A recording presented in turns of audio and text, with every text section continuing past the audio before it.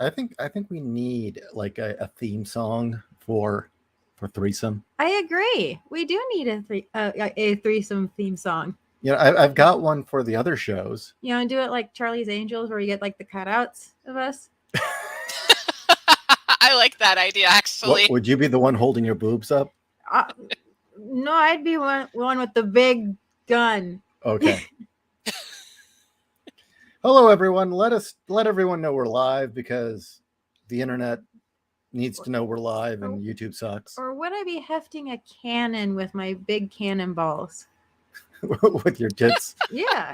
That is all entirely possible. Tonight is the Monday Night Threesome. Yes. With Janelle. Sorry about last week, but monsoon season knocked out our internet. Yeah, that was an amazing thing to come home to. We were watching that on the news. We got the tail end of the monsoon here in East County, where we just got the nasty humidity, the oppressive humidity, and no rain. Ugh. But we were watching the news because we saw that Las Vegas had flooded, that the Strip had flooded a bunch of casinos. Oh, geez. Yeah, that monsoon was nuts. So wait, we haven't done this. We've skipped this the last few times. I feel like I'm not doing my job. Hello, it is I, your pal J.Ishiro Finney, author and alien in a human suit, writer of many, many fine books, and someday, a book about boobs. And with his human suit, can you guess where the zipper is? The butt crack? I don't know. Is that where it is? There is no zipper. The head comes off, and you're ruining it. Oh, okay. I just crawl out. It's like Ace Ventura style. And knees. Because I can see like a sweaty gray crawling out of the backside of the Ishi suit, all like sweaty and like. Okay, Exactly. I'm a perv, I guess, because that is my favorite scene in that movie because it's so disturbing. Just the kids crying. Okay, I've never seen this movie, Ace Ventura. What scene is it? It's wrong. It's so wrong. What's the scene? It's wrong. He's stuck in a mechanical rhinoceros spying on like an animal smuggler, and he gets stuck, and so he gets hot and overheated, and there's this little latex hole to let air in, but it's in the butt of this mechanical rhinoceros. So he strips off all of his clothes and he crawls and struggles out of it. It looks like the rhino is giving birth, and this family of safari people are they're all watching thinking the rhino is giving actual birth to a rhino, but it's a human. So the kids start crying because it's so horrifying. And it's one of those scenes where, quite frankly, I want to not be amused, but it was done too well. I had to laugh. Yeah, you shouldn't be amused by that. That was pure Jim Carrey, though, in his weirdness. It was, but in his prime. What made it was the rhino looked good, and it was the perfect use of Jim Carrey's talents. I'm watching the scene as we speak. He is watching it as we speak. Jim Carrey's just sprayed himself with hydraulic fluid trying to get out of the rhino. That's the lubrication that gets him out. Yep. Do we all miss the day when Jim Carrey was just funny and not a liberal douche? Mm-hmm. A preachy douche who screams at anti-vaxxers after marrying an anti-vaxxer? He actually backtracked and matured. I think his girlfriend committing suicide made him reflect on some shitty behavior. Girlfriend? Because which one? It was the last one he had. So this was like maybe 10 years ago. Okay. He actually was the one that came out and said that Will Smith should be banned from the Academy permanently and no longer allowed to have awards, and that Will Smith has tarnished the name of Hollywood. And he also said that he was sick and tired of the behavior of Hollywood and how disgusting Hollywood had become. Basically saying like the pedophilia. He didn't say it in words, but he said that Sonic was his last movie, or Sonic 2. He's retiring. Yeah. He says he's sickened by Hollywood and he's going back home to Canada. Well, he was the one that went on that night show a couple of years ago and just flat out said that Hollywood really was full of Satanists. Yeah, like I think He acted like it Hollywood was a broke joke, him. but I kind of wonder. I just watched the scene. I am thoroughly disturbed. Yeah, it's yeah. Oh, it's so twisted. I love it. Which Hollywood celebrity isn't a raging leftist? Well, I can actually help you out with that. Clint Eastwood, Yes. James Wood. Yes. James Wood's definitely. Vince Vaughn. Vince Vaughn, yes. He's a libertarian. Bruce Willis. Mm-hmm. Mel Gibson. Oh yeah, Mel Gibson, absolutely. Dean Cain. Yeah, Dean Cain. Poor guy got kicked out. Chris Pratt. Yeah, Chris Pratt. And they can't kick him out because he's so friggin' bankable right now. They have tried so hard and they can't. I love it. Yes, he's making them too much money, so suck it. And we all love Gina Carano.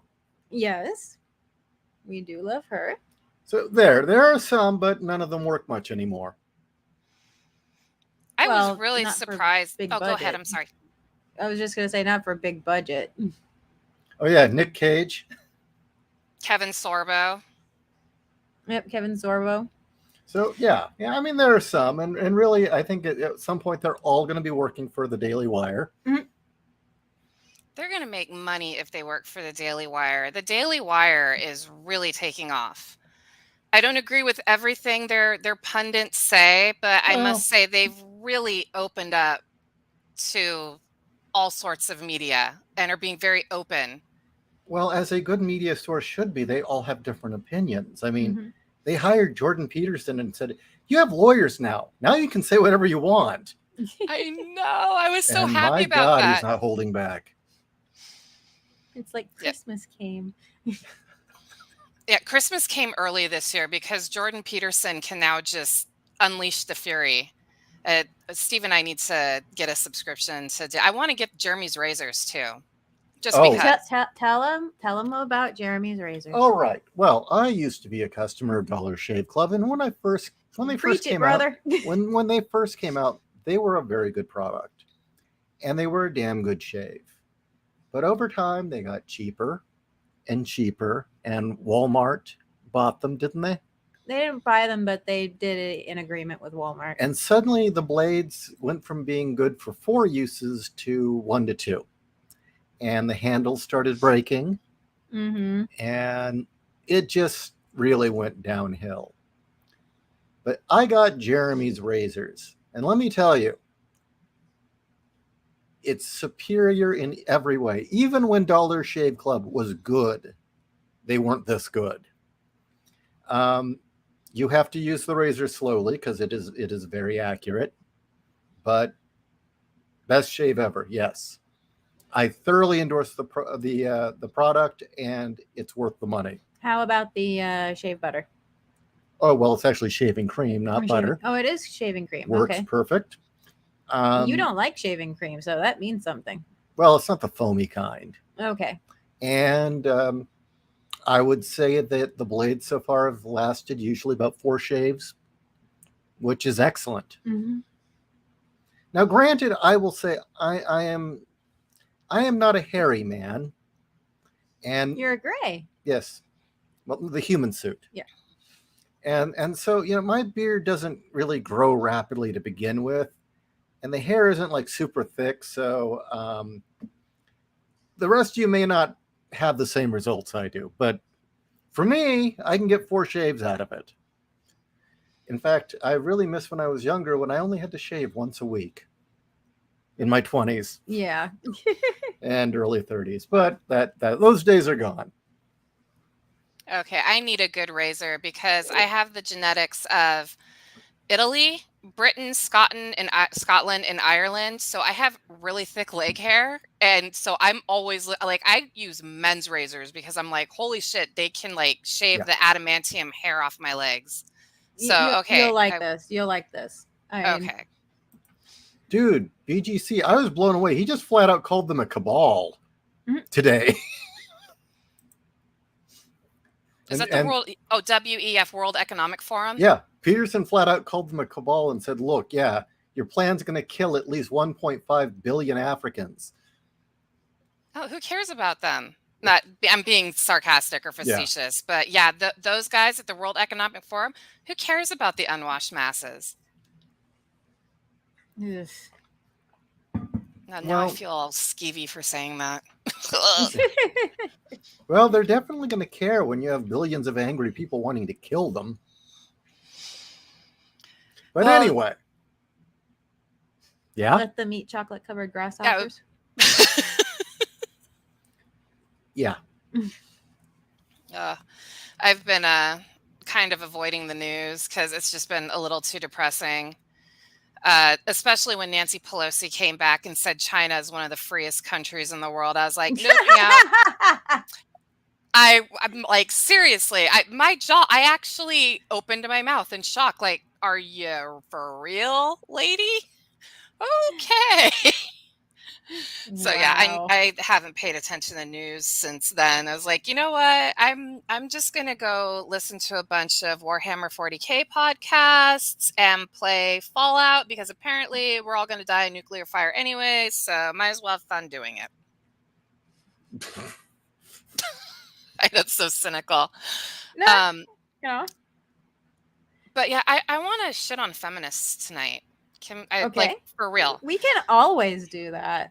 Okay, I am now like of the opinion that we never should have gotten the right to vote. Like, that's how bad. I'm going to be brutally honest. There is a decent argument to be made for that. I hate to say it. I just think that there's parameters that need to be met in order to have a voice, you know? Yes, I think you should. Steve brought this up to me, and I agree with him. You should have to take a test whenever a vote comes around. Kind of like when you go to the DMV and you have to take a vision test and they have to make sure you can still safely drive.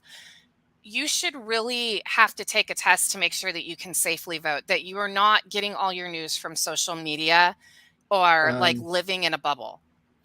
I would have to disagree with that one because then who controls the test? I really like Heinlein's point of view. And that is the only people that can vote have to prove they're willing to invest their lives in the nation. If you're willing to die for that nation, you can vote. Well, it's basically that'll weed out a lot of people. It's like how the Romans would do it. You know, you had to own property because, well, if you owned property, then you have a vested interest in making sure that property stays yours. And in Starship Troopers, it was very clear that even when it wasn't wartime, you were assigned jobs that were dangerous and you had to serve for, I think, 3 years. I thought it was 2 years. 2 to 3. Yeah.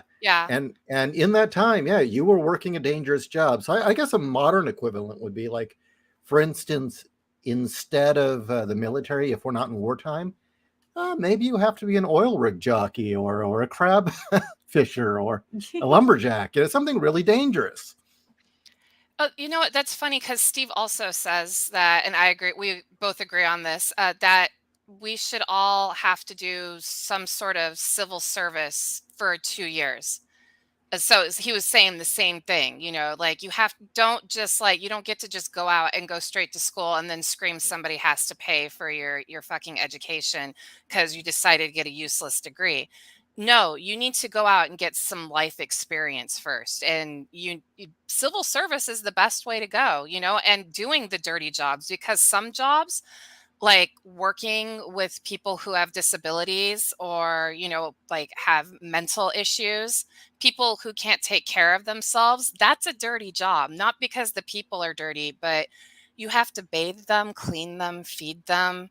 You know, it will teach you to learn that life doesn't revolve around you. I think that's something generations today are missing. Oh, yeah. But the thing is what I liked about Heinlein is it was voluntary. Wasn't required, which meant you don't have to vote. You know, if you really don't want to, provide service, you don't have to have voting rights. That's perfectly fine. You got all the other rights. You just couldn't vote. See, that for me would be I would totally go and sign up and join mobile infantry just because I'd want the right to vote, because I don't want other people making a choice for me. It's a really good way to get people to do service. I always like that. Was it service equals citizenship was the tagline? Mm-hmm. Yeah. No, So I very much so believe in service equals citizenship. oh, And there. I say that full well knowing that I might lose my ability to vote because of that. Because, No. I knew how you were as a teenager. Yeah. Well, yeah, as a teenager, but now. Well, we're going off the presumption that Oh yeah, no, I totally would have signed up. you almost went to the military anyway. Yeah, I did. So, okay, Horrible says, You just know certain groups would plead off the work and demand that advantage anyway, right, girls? that's where it went wrong. Yep. And that's why you need to be right bastard and say, shit, fuck no. Yeah. And you know what? I do think every female should have to register for the draft because they don't have to be agree. on the front line. There's logistics, there's medical, Mm-hmm. there's tons of other, there's the kitchen. Yeah, there's a lot of jobs that women can do. Yeah, there's a lot of things, a lot of paperwork that fighting men don't really need to be troubled with. Mm-hmm. Oh, I would gladly join the mechanic corps in a heartbeat, even if I didn't know how to work. I don't know how to work with cars, but I would be so happy to learn. So yeah, I would be glad to do stuff like that. I know that, people shit on the royal family, but I have respect for Queen Elizabeth because she was a Mhm. wartime mechanic. She actually went and joined the military and repaired Jeeps for the military in World War II. So for all of her faults, I mean, she went out there and she was doing her duty. She also never had a chauffeur. That is true. She also liked to off-road a lot. That's why they were Yep. always in Scotland. So she'd go off-roading, which I thought was great. Well, that and her husband's Scottish, but anyway. Before we go any further, I want to take one quick detour. I'd like to talk about Heinlein in general because a lot of stuff that he wrote, he did some predictions with his satirical work, and I think that is really scary. Did you guys ever read The Cat Who Walks Through Walls? No. Okay, so that one really mocks the polyamorous relationships and like how just they without trying to call people sluts, they're sluts. That's interesting because he was all for polyamory, but so what was his take on it? It was just like there was like weird vibes of pedophilia because the main character, there's this 13-year-old girl that has a crush on him and actually tries to get him to sleep with her, and he's like, whoa, no, you're 13. But then he runs into her like 2 weeks later and she's a grown woman, and like he doesn't even reconcile. Like he's like, wait, I saw you were 13, and then like he hops into bed with her and his girlfriend encourages it. Like that's just, I was like, ugh, that's a little gross. It's like that nasty Green Lantern storyline where one of the Green Lantern girls has a crush on Hal Jordan and she's 13, and then she goes into battle with this mystical being or some shit, and she comes back as like a 20-year-old. Like this is like an hour later, and he's like, I'll totally be your boyfriend now. It's like, oh dude, she was 13 like an hour ago, dude. I'm getting shades of Big where it's kind of creepy he's like what? Big always creeped me out. 12 years old in the body of a 30-year-old, it's like, No, what creeped me out was how many boomer moms loved that fucking film. It creeped the shit out of me as a kid. It creeps the shit out of me now. Dude, it's But what's creepier, that or Howard the Duck? Ooh. So anyway, Anyway, that's just the quick aside I wanted to say is like he predicted some stuff that I'm like, I wish you hadn't have, sir. Please. well, it's interesting about Heinlein because he was surrounded by pedophiles at the at SIFWA. Mm-hmm. And I kind of wonder, it seems like a lot of what he was writing was indirect jabs at them, like the Puppet Masters, which is about communism, right? Mm-hmm. Yeah. It's an invasion of the body snatchers, but it's really a metaphor for communism. And the way at the end of the book they find out who's a puppet master and who is, or who's a puppet and who isn't, is, and I mean, it's meant to be humorous. I mean, a lot of people are like, oh, this is really a dumb book. It's like, it's a satire. You're supposed to be laughing. Is everybody is told, take off your clothes. And anyone who doesn't have a reaction to the opposite sex is obviously, or doesn't have any sort of sexual reaction, is obviously a puppet master.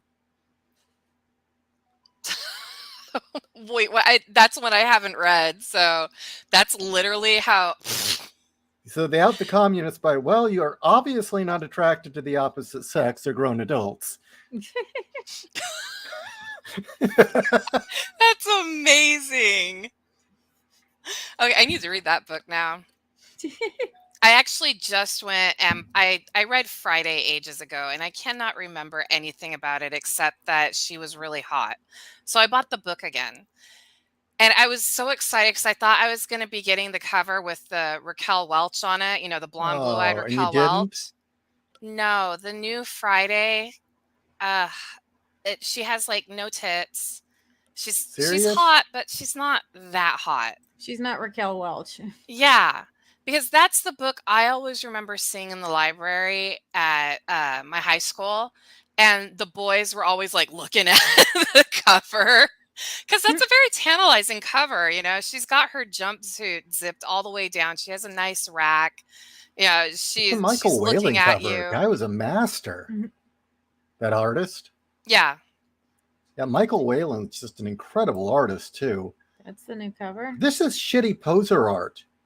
Yeah, are you looking at the one where she's got the huge braided ponytail Here, and she's let me standing show like this. a pirate? Yeah. Yeah, that's the cover I have. Well, that, and she's, quite frankly, she's matronly. That Yeah. that is boxed poser art. That's She crap. has no boobs. No. No boobs. Like, what that the does fuck's not she look wearing? seductive at all. She looks like she's wearing one of those flamenco dancer tops with a skin tight bottom. And what the hell is on her head? What does that hairdo? I mean, Heinlein flat out said the Michael Whaling cover was dead accurate. That is exactly what she looked like. Well, that's exactly why they needed to get rid of it then. I also kind of want to know what a conventional modern fuse box is doing on the wall of a I want to space know how you station. pronounce that last name of the guy who's doing the introduction. It's missing some vowels there. Chewy Dyke. That's what I'm reading. I'm reading Chew Dyke. And check out this guy's wristwatch here. These are all like boxed assets out of probably Poser. Yeah. Well, fuck whoever did this. I like the conventional plumbing on the outside of the ship there. Actually, that's the beanstalk. It's the top of the beanstalk. The septic plumbing? No, that's where she is. The scene. Oh, the space elevator. Yeah, but the conventional, septic plumbing on the outside there. Also, I kind of want to know how you get that angle in a space elevator, but weightless. No. The Earth said. I know. Should be. Oh, he said Chew Dick instead of Chew Dyke. Oh, Chew Dick. Chew Dick. He chewed a dick? Chewy Dick? Chewy Dick. Man, we're really mature, aren't we? I don't care. Who gives a fuck about maturity these days? Really, I don't. But that's where I want to start off with the feminism point. It has gotten ridiculous that women can no longer have breasts. Breasts are one of the, if not the most defining feature of a woman. There's a reason we have these wonderful round things on our body, whether they be small or ginormous. And that is to make everyone happy. Exactly. No, he's right. It is to make life better for everyone. But I just, they even, where do I start? Okay, you know what set this all off for me while I want to go off on this is because of fucking She-Hulk. Okay, they tried to make that a thing at Comic-Con. It failed. They are still trying to push it. So I don't know if you guys probably you don't pay attention like I do because like I said, I'm glutton for I saw punishment. that she looks like Shrek. She looks like shit. Yes. Yeah. So they claim that they fixed it. It doesn't look like they How can fixed you it at all. fix it? You Yeah. can't fix it. You have to scrap it and start anew. Yes, that's the cover I remember in high school that the boys loved the inside boob. Yeah, it's a great cover. It actually conveys what she is. She's supposed to be seductive. She's supposed to be sexy, but she's also you get this idea that she's supposed to be working in outer space because she's wearing a mechanic jumpsuit, and she just looks fucking amazing. And we get no tits instead. Okay, going back to She-Hulk. So I did some digging because, like I said, glutton for punishment. They've decided to change Jennifer Walters' origin story. She does not, I guess, get her powers from Bruce Banner. That's what they're saying. They said she's going to be 10 times better than the Hulk. She's going to be more intelligent, stronger, more agile, and a better superhero than the Hulk. Well, that certainly Of makes her more course. interesting, doesn't it? Yeah, because, she's got to be a Mary Sue. How Also, long until we get a scene of her scarfing down on like some form of pastry and gabbing with the gals? Well, if you've seen the trailer, she is going on different dates with men, and one man asks her, would he like to go home and share fries with him? So you got the food. That's how she gets turned on. She's all, you want to go? She's like, do you want to get those fries to go? And then the next scene is her carrying him bridal style into her bedroom. So we got the food. Man, she's easy. She'd fuck a guy for potatoes. Right? Okay, so at least go to the Cheesecake Factory. Shit. Have some I've pride, always thought woman. it was cheesecake. It always had to be cheesecake or pie. But no, Well, it's fucking French fries. Yeah, because, a really good pastry is fucking orgasmic. So, of course, you'd want to have sex and a really good pastry. Fucking fried potatoes. I mean, really, that's just, you have no pride, girl. No. So this is the one that really just made me this one is what made me Hulk. So they're adding back you heard that Daredevil is coming back. They brought back the entire cast. They're adding them to their version of the MCU. They've decided that Daredevil is going to go with his cheesy first costume. Really? And he is going to be more lighthearted and funny with quips.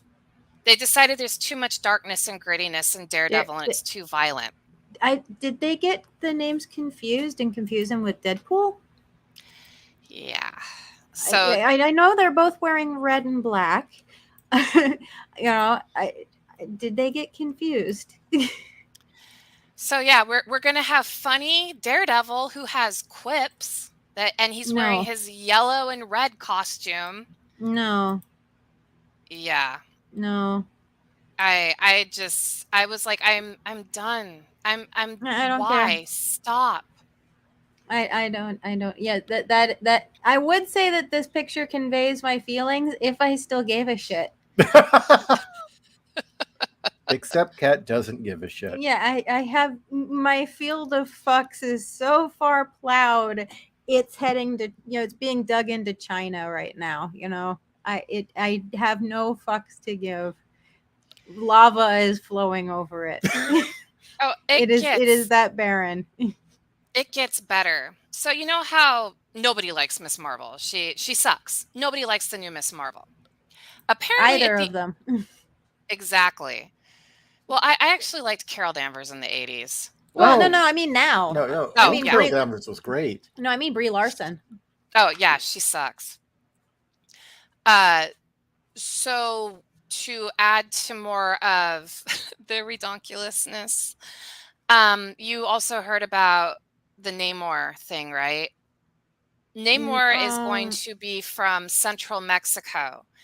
And they're not he's not an Atlantean. He's from a city in underwater in central Mexico. And they're basically Aztecs underwater.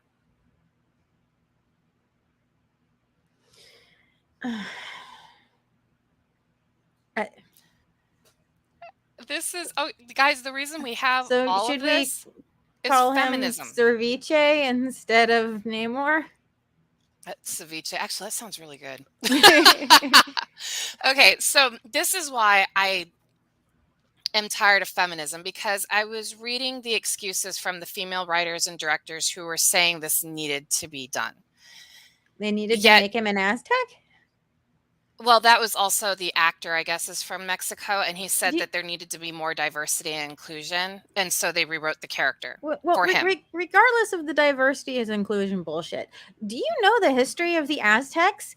Their nation, from beginning to end, our country lasted longer than them.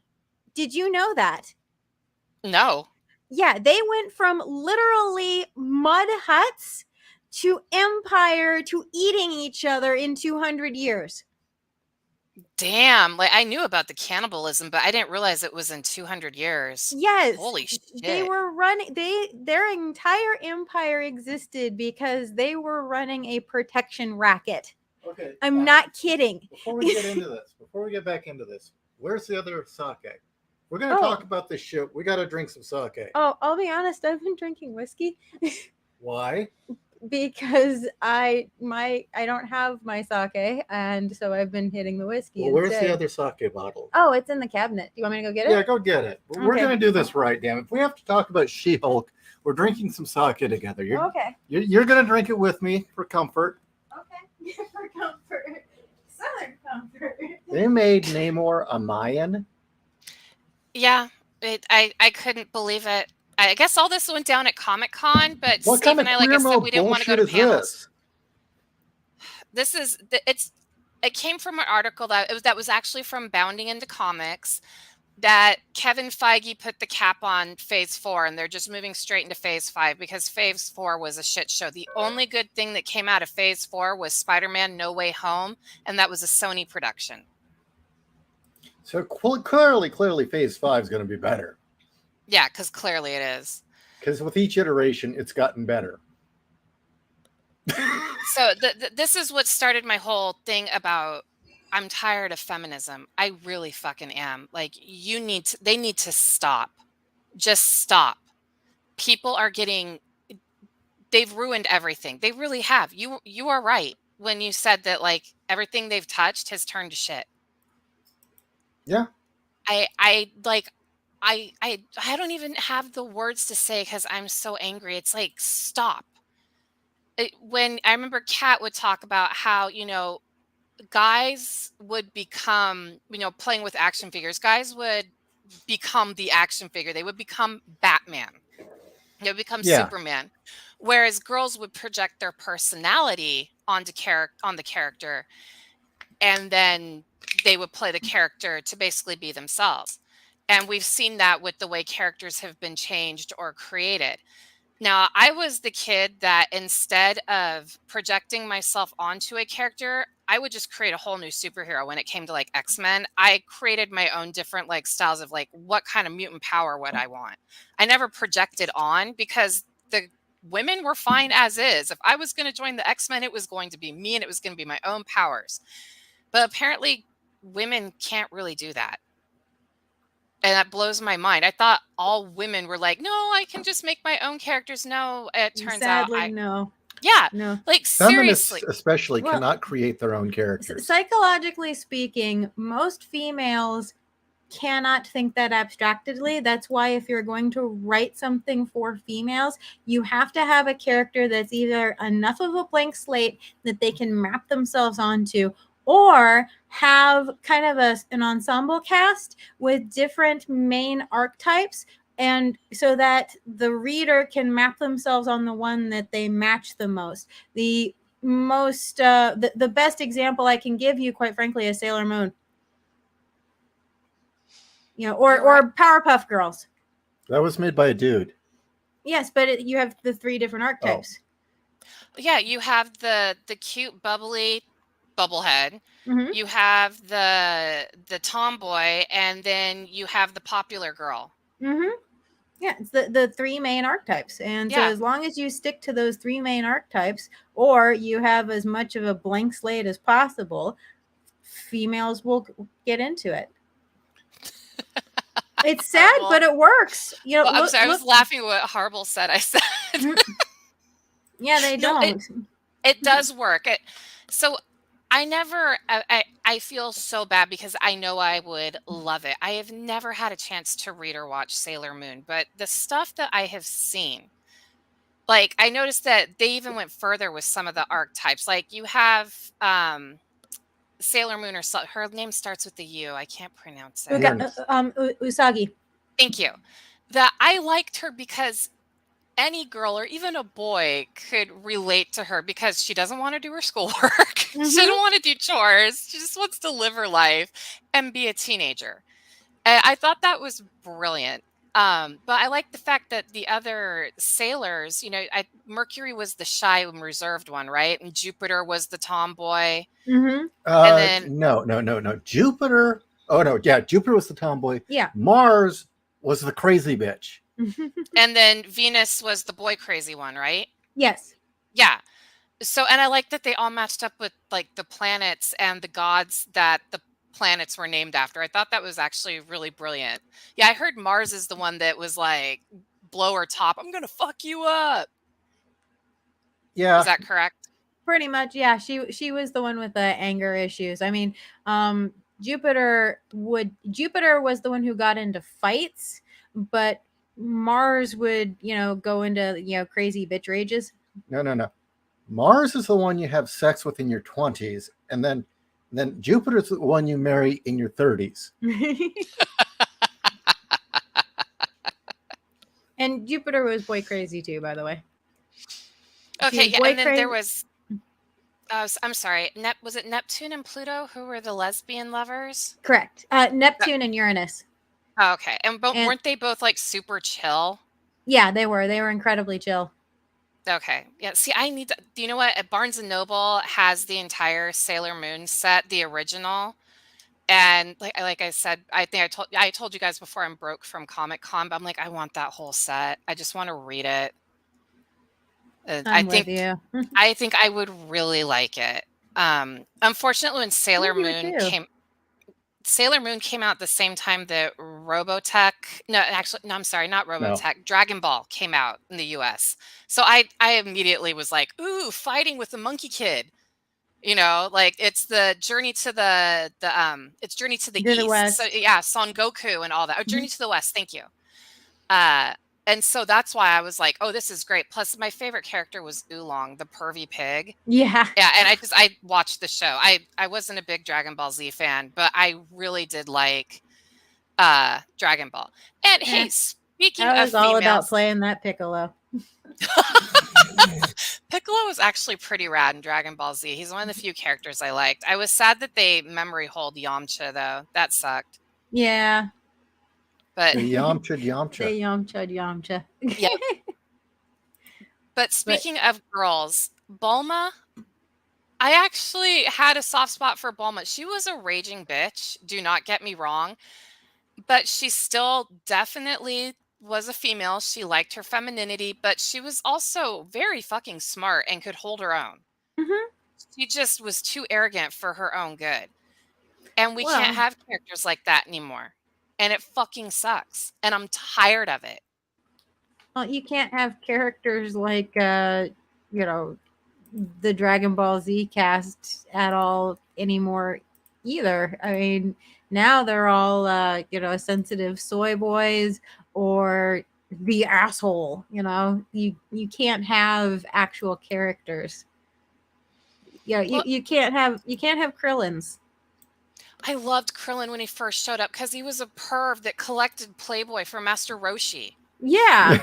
Everybody remembers that anymore. Everybody remembers Krillin is like, Goku's best friend. That was like this, nice monk. I'm like, oh no. You see, when Krillin first showed up, he was a fucking asshole. He always tried to get Goku in trouble, and he was such a perv.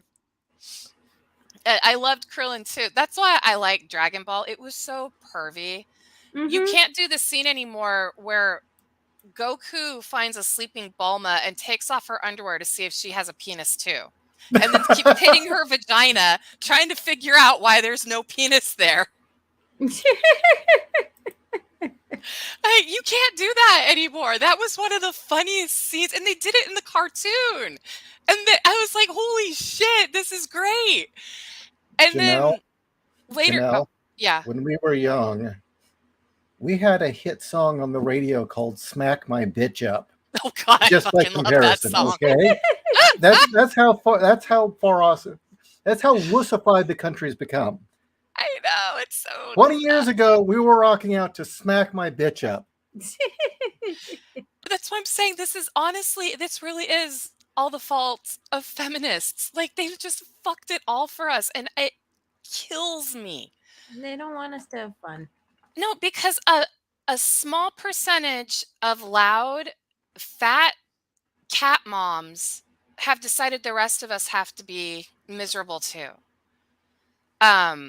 Perfect example, the Borderlands series. If anybody's playing Borderlands, there is a character named Mad Moxie. She is the hottest MILF in like video games, in my opinion. She has a daughter named Ellie who is morbidly obese. In the second game, they mock the fact she's morbidly obese because she thinks she's hot as fuck, and everybody's like, no, you're fat as fuck, and the reason you have huge tits is because you're fat. You get to Borderlands 3, all of a sudden she is body positive and she is one of the greatest characters, and they actually killed off the mechanic, her brother Scooter, so she could become the main mechanic in the game. They killed off Scooter, who was like literally the stereotypical incest loving redneck because he had a crush on Ellie, so he had to be exiled because he kept trying to get with her. And they killed him off. I was like, you killed off Scooter for fucking Ellie? Are you kidding me? And guess who voiced Ellie? Just take a guess. Rebel Wilson? Jamie Markey. I don't even know who that is. She and Monica Rial are the ones that made it their mission and succeeded to destroy Vic Mignogna. Oh. Well, I'm glad I didn't play Borderlands. I did.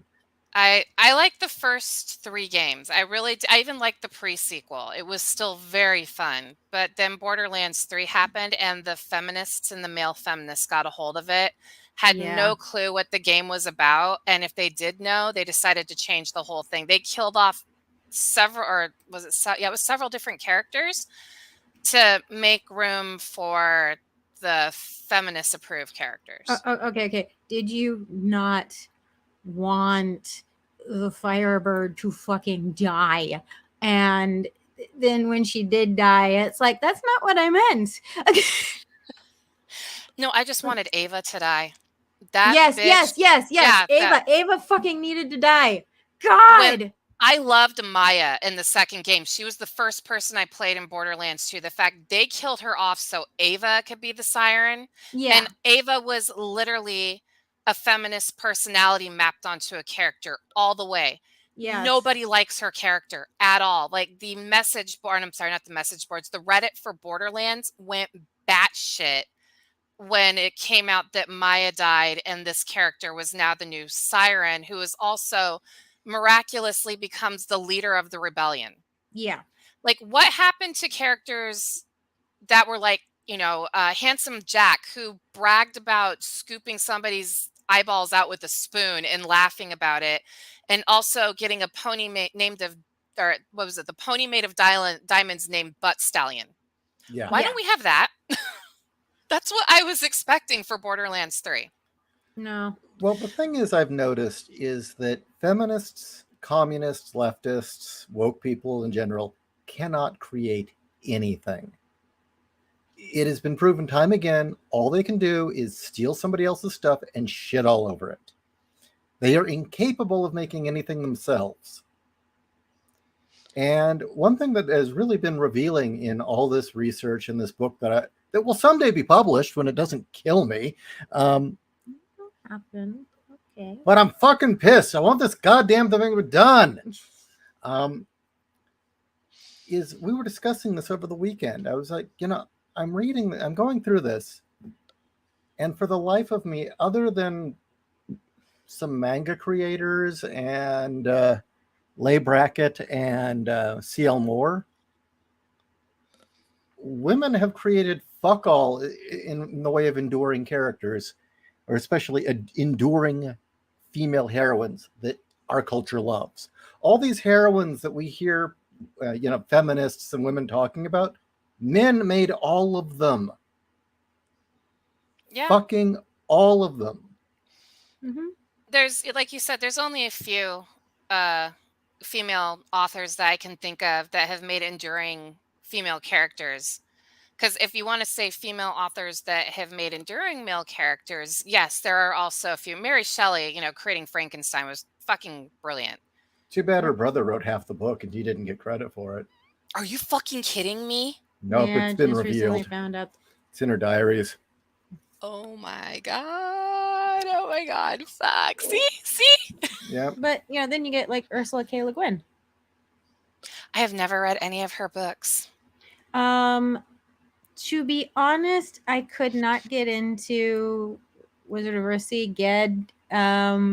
Ged I found to be an incredibly boring character. The book, her writing is what kept me through, but Ged himself I found incredibly boring.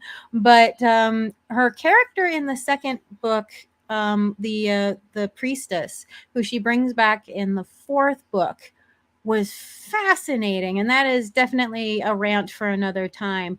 But I loved that character. But it was a woman writing a woman character, and I guess she related more to that character, especially in the first book. You would love the second. You'd love the second book in the Wizard of Earthsea series. You don't have to have read the first book in order to understand it, because the second book is all about this female character, and Ged is a secondary person that you're following. I'll rant about it later. It is amazing. Okay. Yeah, I'm honestly, one thing I've noticed is since I've stopped reading and doing anything with modern pop culture, I've started going backwards. Like I'm about to give another crack to the Lord of the Rings trilogy. Actually, I think we talked about before, the Two Towers just killed it for me. I could not get through Sam and Frodo's story. Yeah, when they flew those planes into the buildings, that was horrible. Now, let me say this one thing about the second Wizard of Earthsea book. It's all about a woman who's grown up in her entire life as the priestess in this cult, and how she finds out one day what's really going on and has her reality just shattered. And it was amazing. It was one of those mind-blown books. Now, yes, I read it in high school, but still, it was one of those books for me. So anyway. Look, I still read kids' books. I ordered today Cloudy with a Chance of Meatballs because I needed some nostalgia, and I couldn't find my old book. I think I got rid of it because I'd read it too much. And I sat there and I read it today. I read that in like first and second grade, but you know what? It was a good story, and I read it again, and it made me chuckle because the weather is made out of food, and that was a fun story. And the movie was an abomination. I pretend it doesn't exist. The book is wonderful, though. That and Alexander and the Terrible, Horrible, No Good, Very Bad Day. And you guys are absolutely right. Amy Hennig is one of those female writers who did create great characters, and Sarkeesian and Druckmann ran her out of town, as feminists do, because she was an actual talented female who created and completely destroyed Sarkeesian's argument. Right, she wasn't part of the cult. No. Well, she appreciated the Bat Heine. Well, she created the Legacy of Kain series. Yes, which is, me in that series. I'm fucking obsessed with it. She appreciated the Kain. Oh, well, who wouldn't? Fuck yeah. Have you seen him? You seen those abs that I've got in the living room? You have a box of abs that you keep under the... No, I have Kane's abs in the living room. Oh, okay. I love it. I was going to say, I think Anita Sarkeesian's days are numbered because I don't want to spoil the Boobs of Steel book, but there is something that you bring up in your... bring up everything. It's fine. Okay, your chapter on basically Anita Sarkeesian destroying the video game industry. Yeah. I am an avid Mortal Kombat fan. Like, I was fucking obsessed with that game. And the reason I was obsessed with that game is because the women were beautiful. The male characters are rad too, but there was something about Sorry, I just have to say this. Rogue Boner, I do more than just lick. Anyway. I'm sorry. I had to respond to that. You know, Anyway. in high school, the problem was when you're going through puberty, a rogue boner can be very embarrassing. But anyway. So, I'm sorry. I'm sorry. Okay. No. Okay. So I had never skipped buying a Mortal Kombat game. My parents always got me Mortal Kombat. When I got older, I was buying Mortal Kombat. The only game that I did not get from the original series was the prequel for Sub-Zero. I think because it only came out in PC. Anyway, so Mortal Kombat 11 rolls around. The women are uglified. They're covered up. They're the feminist version of today's quote unquote bad bitches. And I had no desire to play a Mortal Kombat game for the first time in my life. And as a woman who appreciates the female form, I was very disappointed, especially the fact that they covered up Melina. The running gag with Melina was that she had a hot body, but she had butterface. Yeah. And that's why, because this is what the developer said, that's why she had sexier and sexier outfits, because she was so fucking ugly. She had to try and seduce men with her hot body. And so that was truly the running gag in the game, to the point that at one point she was literally just covered strategically with bandage strips on her body. So like one covering one nipple, one covering the other nipple, and then like two covering her vag. That was literally the running gag. And as a man, I'm gonna have to say, in my teens, the body, I would say, you know what, we'll just put a bag over it. Just saying, the power of a teenage boy's libido is fucking incredible. But anyway. No, it's the power of the bag that's incredible. So Wolf brings up a good point too. They also rewrote certain characters. So they decided that Sindel was no longer going to be a purely good guy. See, instead of her getting her husband getting killed in front of her by Shao Kahn, and then her being put under a spell and basically, you know, violated by Shao Kahn and made into his wife, and then she rebels and is able to get Adenia back under her control and separate from Outland. No, her husband was weak. So she decided to seduce Shao Kahn and have him kill her husband and bring Adenia into Outland. And she actually hates Katana because Katana is a goody two shoes. And that's an improvement. How? It wasn't. People were very angry because that was the whole story of Sindel. Here was a woman who had her entire realm taken over. Her husband was murdered in front of her. Her daughter was brainwashed into thinking that she was actually Shao Kahn's daughter. She was forced to marry Shao Kahn. You pretty much got the idea that he was raping her.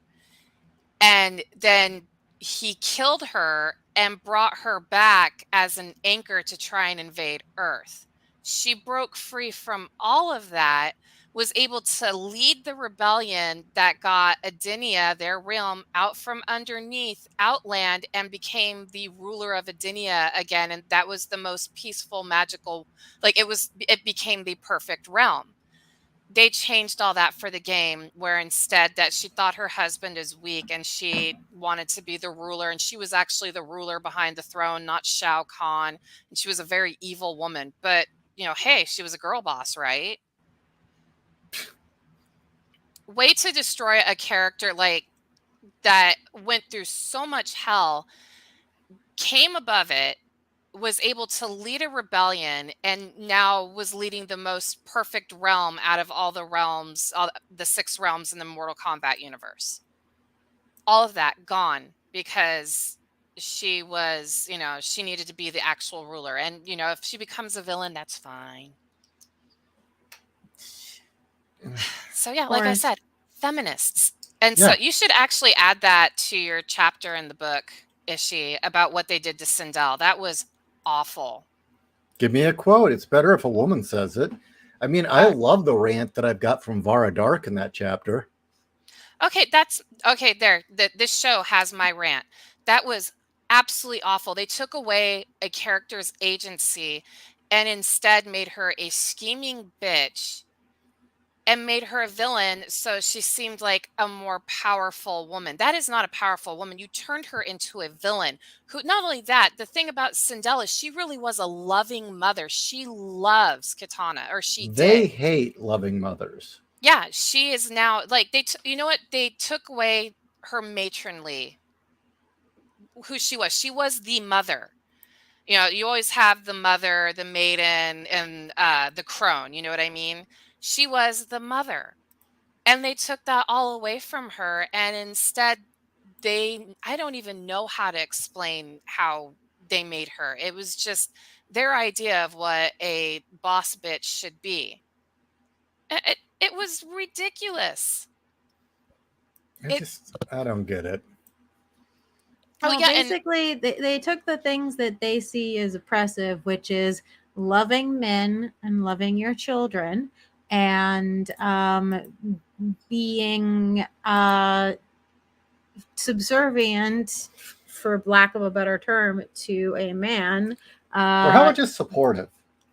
No, Shao Kahn. Oh. They, even though it's air quotes for a good cause,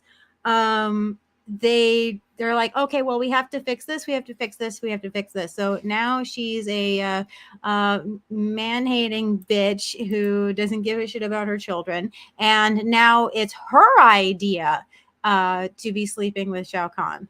Yeah. And so it's like, and I seriously don't think it even crosses their mind, this means she's a villain now. No, they're thinking, we fixed her. No, that's exactly what happened. They were saying, oh, she was enslaved by Shao Kahn, and she was just subservient to her husband Jared, and her daughter was forced upon her. She shouldn't have had to have kids, and like she actually chooses the evil clone Melina over Katana, whereas in the the original Sindel was like, hell no, you are an abomination.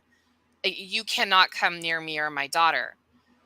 And they destroyed the character. That was the whole thing. Like I said, she is enslaved, violated, has everything ripped away from her. She fights back, rises above, takes it all back, and makes it bigger and better. And that's not feminist enough for you? She beat Shao Kahn. Her and her daughter both beat. That's two women who beat a man into submission and were able to free their realm from him. And that's not feminist enough? Are you fucking kidding me? It wasn't just one female, it was two. Three if you want to add in Jade, because Jade's Katana's bodyguard and also fought in the rebellion. Well, nowadays feminists have, they have completely lost that fact of, in order to have a character who's worth a damn, they have to overcome adversity. And their idea of overcome adversity is just to not have adversity. Yeah. You were always perfect. Yeah. Look at fucking Ray. Oh God, there was another article that I'd read about how Ray is one of the worst characters because, and you had just talked about this, she's a blank slate. There's nothing to her.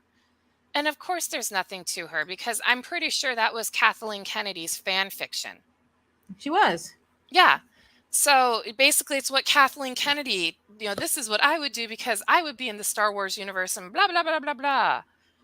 It's like, no, your character sucks. Okay, going back a few steps, I know this has nothing to do with what we're talking about at this point, but we were talking about putting a bag on it. Now, I wouldn't put a bag on it, first off, but I've got to explain the male libido, because we've been talking a lot about tits, right? Okay. First off, I don't think enough people recognize that Pam Poovey of Archer is a Boobs of Steel heroine. Yeah, she totally is. She's She my favorite character.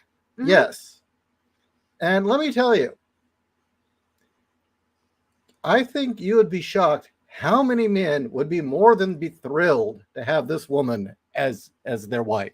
Well, look at this picture. This is wife material. I mean, this whole thing about how you have to have perfect curves and all that shit. Hell no. No, she, you can tell she's got your back in a fight. I'll tell you up front, this is marriage material right here. Mm-hmm. They even mocked what would be like to have skinny Pam in the season where they become drug runners, and Well, she gets she addicted just to had coke. Kat's figure in that one. I think Yeah, I'm and skinnier. Yeah, actually, in you the are a end- little skinnier. In the end, though, they wanted Fat Pam back because they didn't want her to die from a cocaine overdose. Yeah. Skinny Pam was pretty hot. Oh no, skinny Pam was awesome. Don't get me wrong. But that when her and Archer are driving down the road and he's like, "You're my best friend. I want you to stop like eating coke because I don't want you to die." Yeah. I thought that was great. But I mean, I thought it was great too that it was Cecil that decided, should we save Carol or Pam with tits? Can you guys hold on for just a second? I'll be right back. Okay. Okay, so she's gone. Mm-hmm. She is gone. Will she ever come back? I don't know. Will I she come am back? Okay. I'm back. You're back! Oh my god! Oh my god, I'm she's sorry, back.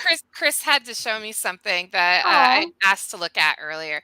Today was his first day of 6th grade. That was very harrowing Oh, for me. congrats! God, already? Didn't he just graduate like 2 weeks ago? It feels like it. Oh my gosh. Like, yeah, today was his first day. I dropped him off and, since it's middle school, I can't be like, "Okay, bye, I love you." Just bye. It's like, "Oh, my baby's Wow. growing up." Okay. So, back to the conversation about feminism. So yeah, they even, Pam is a chunky girl, but she's hot and she's fun and Mhm. she's definitely the chick you want to party with. And I agree. She'd be the woman that has your back by Oh far. fuck yeah. Mm-hmm. Did you ever I'm sure you did. You saw the episode where she had to go to her sister's wedding and she That put is Oh, one of my yeah. favorites. Yeah, and she was having a liquid diet of martinis. I thought that They was set great. fire up Barry. That was a good episode. Was that the season after the cocaine runner episode? Yeah. That was the season after, yeah. Yeah. Yeah. But yeah, when she looked like Marilyn Monroe, I was like, oh, she's so hot. Her voice actress is hot too. Yes, she is actually.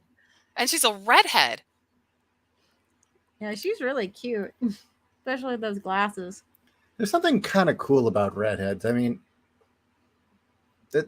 they get horny a certain way, they get angry in a certain way, and I mean, when they're angry, it's dangerous, but it's kind of hot. I mean, Kat feels bad about it and all, but it is kind of hot to watch her get pissed off. Well, I mean, it's rarely directed at me, so maybe that's part of it, but yeah, it's rarely I directed mean, at rarely you, is it and directed at me, so I just get to enjoy watching and being really upset at someone. You've also never seen me when I black out and I wake up later and I don't know, you almost kicked that door off a car. oh shit, yeah, I did that, didn't I? Wait, wasn't there that guy at the convention? You had talked about it on a show where he was messing around with your money. Yeah, he And was like, messing yeah, with you my leaped money over box. the Yeah, that was pretty table hot. trying to To be perfectly honest, I don't remember doing that. I don't remember leaping onto the table, but apparently I did. Over the table. Over the table. I don't remember doing that. I just remember him trying to, again, he's like 6'2", and he's this big beefy guy, and him trying to intimidate me, and the next thing I know, Ishii's there, and so is a security guard. And they're escorting him out of the building. And so I'm like, okay, I guess it was just one of those things where I blanked out. I had to be told later what happens. Like, oh.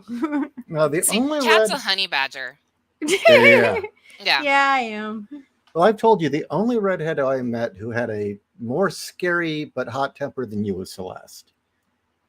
Yeah. And she was the one that when the guy groped her, she actually said, She saw Red, tackled him, and the next thing she came to, she was sinking her teeth into his calf as people were trying to drag her off the guy. It's awesome.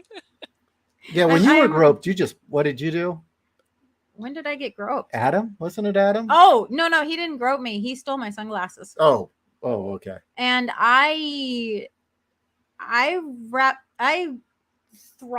did the Star Wars choke where I slammed him against the wall and I actually lifted him bodily by his throat, and my hand closed around his neck so tight around his windpipe that my fingers touched. Fuck. And I just told him, don't touch my stuff ever again, and I dropped him and then ran into the bathroom crying. Well, that is kind of the weird thing. The come down is pretty intense, but there is a hole in the closet door because of I don't remember which closet, this closet or our old closet? The old closet was all holes. It had to be replaced. No, it wasn't replaced. Actually, my mom just flipped it around.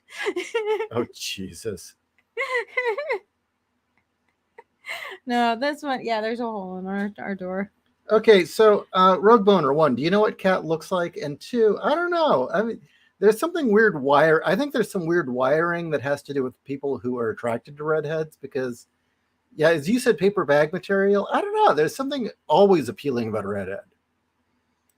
It's because or about a ginger. Mm-hmm. I was going to say it's rare genetics. There's not a lot of redheads out there. Well, no. There's a difference between redheads and gingers. They're not quite the same thing. But, so gingers have the bright orange hair? No, gingers have that paper white skin and the freckles. Mm-hmm. Oh, okay. And also feel pain more intensely and also seem to have crazy mood swings. I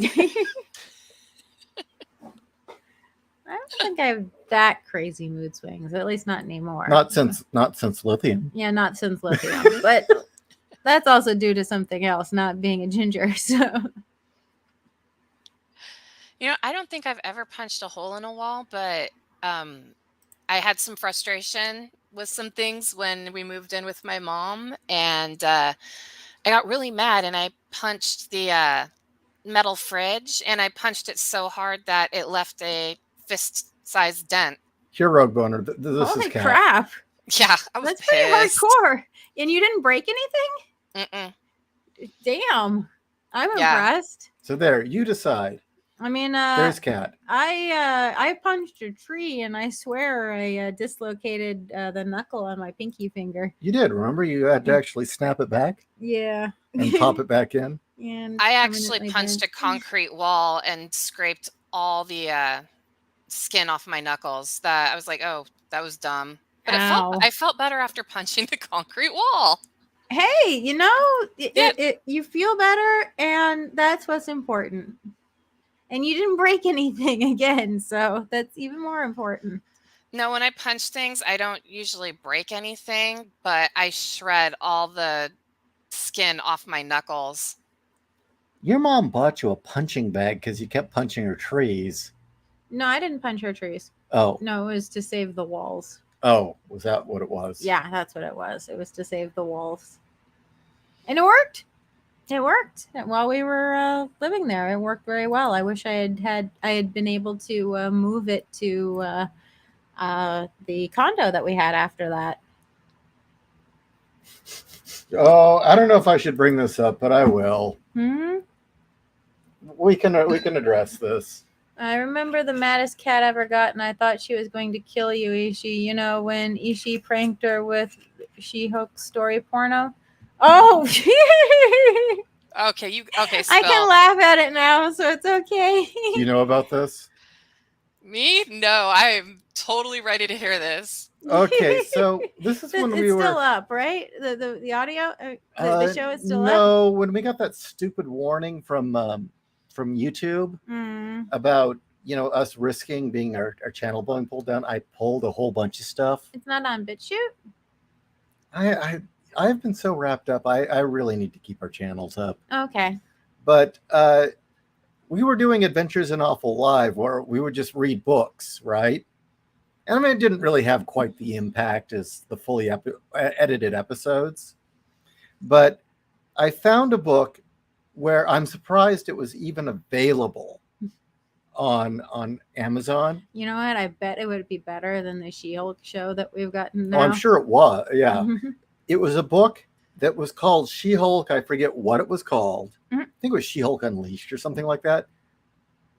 And it was She-Hulk, and it had She-Hulk in the art, which is totally illegal, right?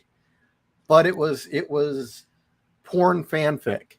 And I gave it to Kat and told her it was a real Marvel book. And the thing is that Marvel's bar is so low. If it had been like old Marvel, I would have picked it up in a heartbeat. But Marvel's I mean, look at the shit that they did with X-Men Green. Oh yeah.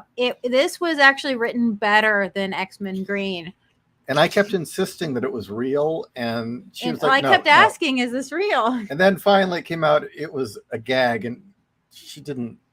I wasn't very happy. You weren't very happy with me. Well, because I kept asking, "Is this real?" and you kept saying yes. So I well, it really was a real book. Well, oh, okay. She's kind of getting annoyed. I don't think it's fair. Okay, honestly, I can laugh at it now, but I don't think it's fair that when I was asking legitimately, "Is this real?" and you said yes, it's not fair for you to lie. When I've basically figured out already that it's fake. But the gag would have ended quicker if I hadn't. We could have still read it. I could have still read it. Your exasperated reactions to I can't believe Marvel would publish this shit, but I can believe. Yeah, but then I look stupid when I've already figured it out. No, and you didn't look. You didn't look stupid. I look like an asshole. But see, that's why I got mad, was because I had already been saying, "Is this?" See, now I'm getting mad. Okay, we're gonna stop now. I'm sorry. Yeah, we're gonna stop now. No, we're you gonna didn't stop look now. stupid. I was just an asshole.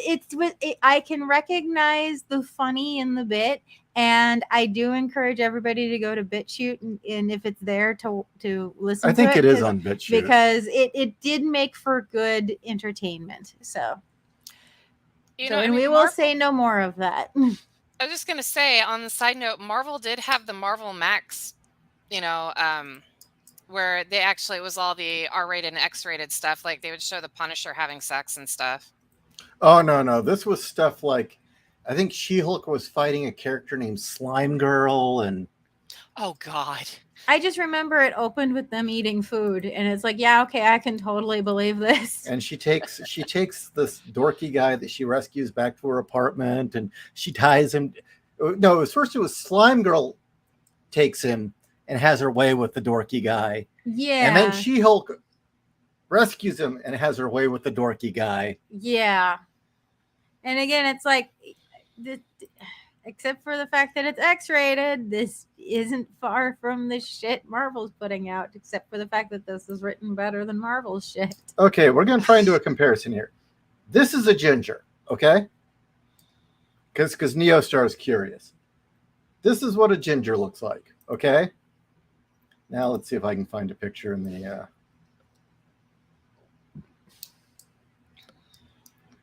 Oh, shit, I don't know if I have any. But anyway, you guys keep talking. I'm trying to think. I think I pretty much got my whole thing out about feminists. I'm so fucking tired of everything being ruined by them. Like I've been noticing in chat, people are talking about Sandman is revisionist and woke, and I'm not surprised because Neil Gaiman's full woke. This is a redhead. She's got nice boobies. Oh, she's got incredible tits. Mm. But do you see the difference? Normal skin tone. But the red hair, the strawberry blonde hair. Right. Versus the paper white skin and freckles. Mm-hmm. And there's just something about the facial features of gingers. It's just, I don't know. It's interesting. To segue from what you were saying, Janelle, to and linking that to Pam Poovey, what they did to Despair. We were talking about this over the weekend. God. Well, first off, making the most popular character, Death, a sassy black girl. Yeah, I heard about that shit. Goth or Death, if I remember correctly, was actually supposed to be like a British goth. Oh Yeah. yeah, yeah. She was Yeah, actually that's what based. she. Yeah, She was based on a real person.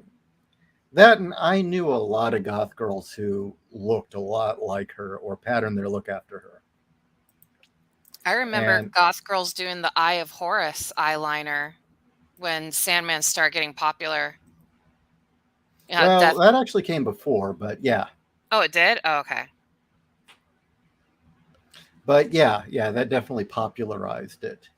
And then they turned to Despair, which just is this obesely overweight, you know, Thing, honestly. pale, overweight woman who's just obese with, I She's think, always naked too, yeah, right? with an Mhm. underbite and a top Yeah. knot.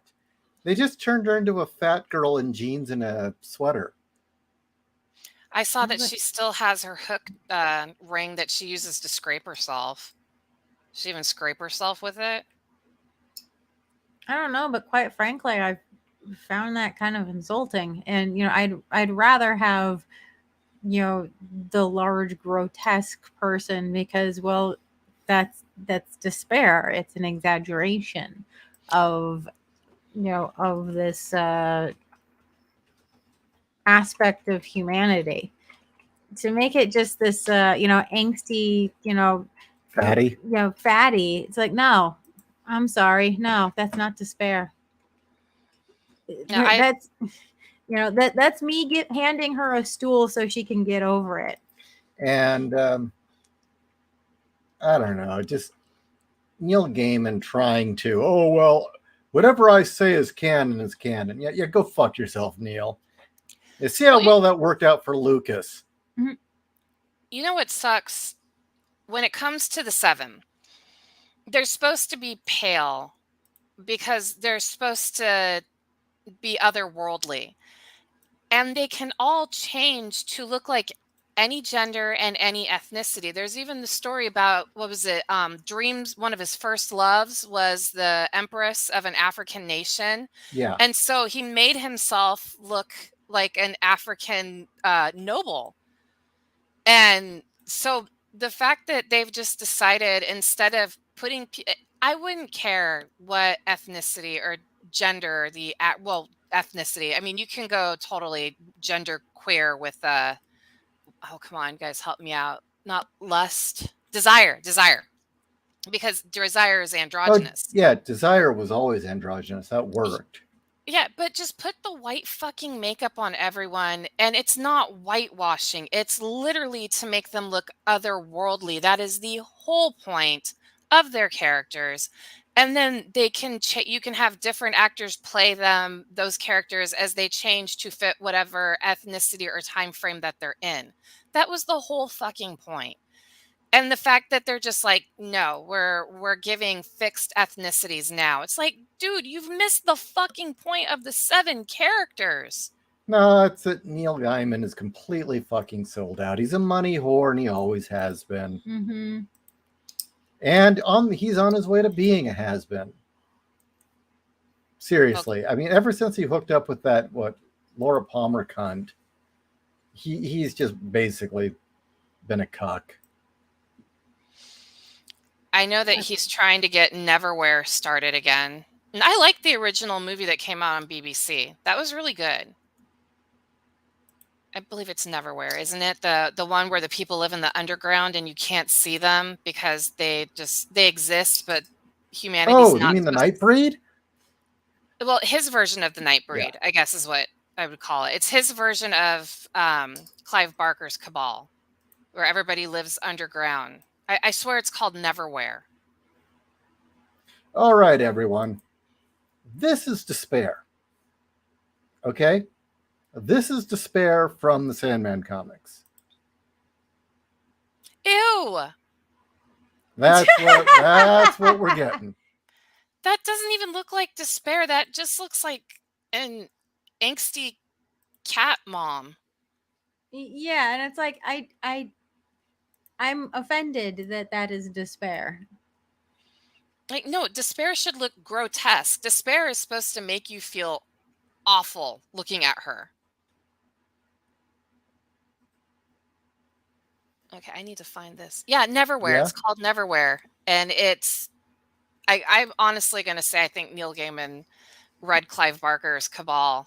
Oh, he And did. We know he did. Actually, he got his big break working for a fanzine, and he had actually interviewed Barker during the making of Hellraiser. oh, okay. So how much of Neil Gaiman's stuff is actually original? Mr. Scientologist, I'd say he stole most of it. Mm. I didn't know Oh, that did he I was a say he fan. was a Scientologist? Yes, he is. Holy shit. If anyone thinks, hey, gosh, he sounds real bitter, it's because I hate him. That's a shame because I actually liked him. I thought he was one of you know what though, it's the same thing. I thought Alan Moore was really awesome and he turned out to be a piece of shit. I thought Warren Ellis was awesome. He turned out Yeah, to be a piece of shit. Same thing with Garth Ennis. Oh, speaking of that male feminist, the show The Boys.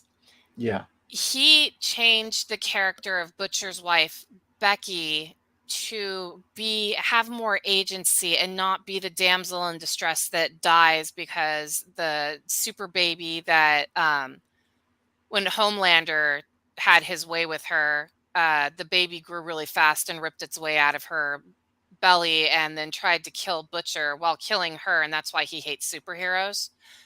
In the show, instead, she has the child and is moved to a safe place, and she can stand up to Homelander and make him cow in fear of yeah. her. I'm like, fucking A. Fucking Dude, mommy complex going on with that. And it's like, no, I don't buy this. You know I have a grudge against Gaiman, right? no. Oh, really? Really? Well, I like Maybe bringing you it. have told me and I just don't remember. So here, yeah, this is what they did to Death. Yeah, fuck that shit. Titanium Rain, audio drama. Okay, Mhm. the equivalent to the Oscars or the Emmys is called the Audis. My audio drama, Titanium Rain, available on Audible, by the way, and I recommend everyone go buy it. And please give it 5-star rating because for some reason somebody didn't like it, and that seems to be dominating the reviews. Please go, if you buy this, please review it. Titanium Rain was up for an Audi, and we were a shoe-in. In fact, we were so much of a shoe-in that the people who do the Audis basically said, "You've got it. You're going to I remember this now. come Okay. fly out to New York, be here. You're getting the award." And literally days before this, okay, we're booking tickets. Neil Gaiman enters his book. Immediately they give it to him. I'm shit out of luck. So it's just another polished trophy to go on a shelf all with the other trophies. Meanwhile, someone like me who could have actually benefited from this, well, fuck it. Everyone forgets it. Okay, yeah, I remember you told me about that. The last minute he decided to drop a book so he could get the award. Yep, as if he needed another fucking award. Because Well, he really cares about the community and the little guy. if for people like that, it's all about stroking their ego. The more awards they have, the more special they feel. Like, you don't need a butt ton of awards. Oh, well, he's definitely special. Wait, Undead Quinn says they made John Constantine a female Yes, they did.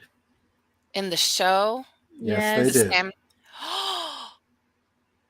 Oh god, I think I just felt my heart stop. That He's fucking totally hurts. sold out. Seriously. He didn't even create John Constantine, so why the fuck does he get to make Constantine a female? Because he got the paycheck. Yeah, exactly. I really now thinking in hindsight, and maybe you guys might disagree with me, but do you remember when him and Todd McFarlane were having that kerfuffle over Angela, the character Yeah. from Spawn? The more I've learned about Neil Gaiman, the more I think he told McFarlane that the character was his and then pulled a dick move because McFarlane wasn't kissing his ass and gave it to Marvel. I thoroughly believe it was that agreed. Yeah. Because why didn't you yank the character earlier instead of 20, 30 years later? when McFarlane gets ready to use the character again for Spawn. Well, here's something that I would like to bring up. Throughout his life, okay, he's always said, oh, no, no, no, my parents were Scientologists, not me. But he has supported the church and never renounced it. And Well, has actually supported some of the things they've done.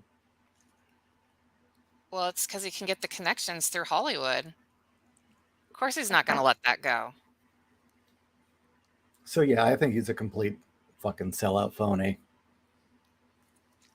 You know, it's really sad from doing all this research and talking about all these things and learning stuff. I've learned a lot of the artists and writers, directors and actors that I liked are actual pieces of shit. And it really kills pop culture for me. It's like, why the fuck do I want to buy your stuff anymore? Why do I want to read it? Why do I want to watch it? You know? Unfortunately, I agree to the point where I sadly actually kind of avoid finding out about the people whose works I like, because I'd like to experience their work in a vacuum without the person themselves contaminating it. Yeah. Well, that's why, when you find out somebody like Highline or Ditko, you're like, cool, good. No, that is true. When you find out about somebody that you actually like, or you find out that they're actually a decent person, then yes, it does push you to want to get more of their stuff, to support them, or just to get to know their works better. But other times it's, I try to separate myself, and at best I'll go, okay, I guess I'll stop here. And at worst, I wind up, purging my, books or music or, whatever, video collection. Yeah. Because I just can't, I stare at it and it soils everything around it like a fucking cancer. The worst one is when you find out they're pedo. Yeah, Oh, no, yeah. that's a nuke it. But That's here, a definite nuke here's it. something I will throw out to you. As much of a shit-talking, piece of shit, asshole, annoying son of a bitch Harlan Ellison was, okay? The dude was a showman. He knew controversy turned heads and sold books. Mm-hmm. When push comes to shove, he actually was a decent person. Mm-hmm. He nearly bankrupted himself defending the rights of writers in Hollywood. Well, he actually helped out Philip K. Dick when he was at his lowest. Yeah. Philip K. Dick, multiple times when Philip K. Dick had no money. Oh, that wasn't Harlan Ellison. That was Heinlein. Oh, that was Heinlein. I'm sorry. I got them confused. Harlan Ellison, during one of the writers' strikes, when Hollywood basically wanted to screw writers out of any royalties, he took them to court and nearly bankrupted himself fighting and winning. So, and it wasn't just about him, it was about everyone. It's funny. He's a total asshole, but he's one of the few authors that I still like. I'm like, I know you're an asshole. I really do. But you are actually quite talented. And a lot of it was an act too. I figure, like when you said that he knew that, bad publicity is still good publicity. I can appreciate that. I knew people that actually worked directly with him and said, no, it's an act. It definitely is an act. We knew a guy, Mike, who worked on Babylon 5 as a lighting. He was a lighting guy, and said, you know what, for all the reputation, he was actually really, really nice. So, well, hey, I still watch and buy his stuff, so that makes me feel a little bit better. Is he the one that, I can't remember if he's the one that wrote the short story Dance of the Dead? They made for Masters of Horror. Oh, no, that is... or is that Zelensky or Zeleny? No, that was Matheson. And Matheson's a very interesting guy. I love Matheson is like one of my absolute favorite writers of all time. Amazing work. He wrote The Box for... crap, it's not Twilight Zone. Yeah, well, actually wrote it before Twilight Zone, but he wrote it. But, okay, that's the one. Press the button, you get $1 million, but somebody else dies. Yeah, right. Yeah, He wrote that one. He wrote Real Steel. he wrote Real Steel. He wrote Terror at 60,000 Feet. And by the way, the original Twilight Zone episode is so much better than the movie. Yeah. He wrote Wait, Real Steel, wasn't that made into a Disney movie with Hugh Jackman? Yes. Yes, sadly. And that was based on a Twilight Zone episode? Yes, it was. I did not know that. Yep.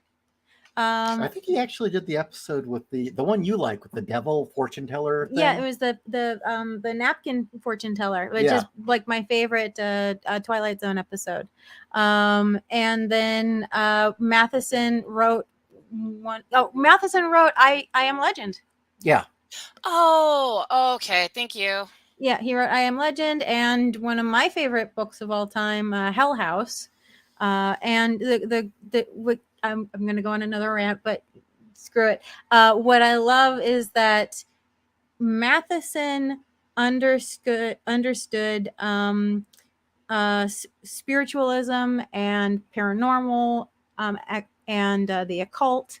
And so Hell House is filled with stuff from the real spiritualist movement of the late 1800s and early 1900s. The same stuff that Dan Aykroyd worked into Ghostbusters. Well, it was the same department. Yeah, it was. Well, yeah, it was the same department. By department, it's what's the school? USC, I believe, has a parapsychology department. Matheson had been working with them since the 50s. Mm-hmm. And Aykroyd consulted with this department when they were making Ghostbusters. It's also where the entity case came from. Yeah. That is a creepy case. Yes, it is. Yeah. You know, I've seen shit like that. That's the creepy part.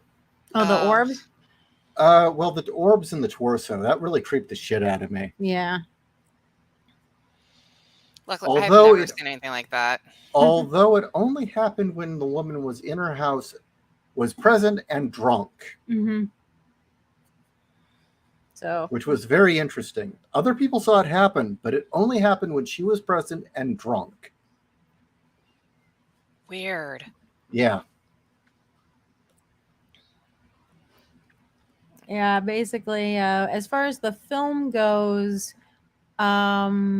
the quote unquote realities actually, of what you see on the screen.